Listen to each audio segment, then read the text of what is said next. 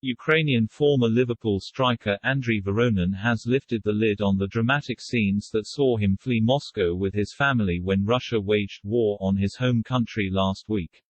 The now 42-year-old was serving as assistant manager at Dynamo Moscow before Vladimir Putin invaded his native Ukraine, but he now says he can no longer work in the country that is bombing my homeland. In an emotional interview with German newspaper Bild following his return to the country where he plied most of his trade as a footballer, Voronin said, "We got out of Moscow before it was completely blocked. We couldn't land in Dusseldorf, so we flew via Amsterdam. My father, my mother-in-law, my wife and children are here now. I've been unwell for 4 days. Really bad. When I see all the pictures from my homeland, when I see the news. It's all as unreal as a movie. But a horror film. I hardly have any words left." As Russia's troops edge closer to the Ukrainian capital of Kyiv, there is growing concern of more bloodshed and the deaths of innocent civilians.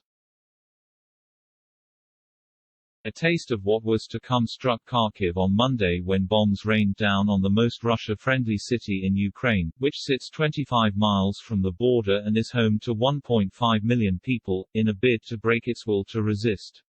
Ukraine's Ministry of Defense says Russia has lost 5,300 soldiers, 29 planes, 29 helicopters and 151 tanks, while the Ukrainian government are reporting 352 civilian deaths since the start of the invasion. Speaking about Putin and his motivation for the war, Voronin did not hold back in his criticism, stating that maybe he just wants to be in the history books. But he will never end up there, or at most as a criminal. When asked what Germany could do to help Ukraine, Voronin added, "Stop that son of a b**********,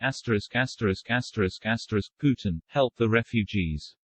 And send weapons so we can defend ourselves. I'm so proud of our country. We have beautiful cities, great people.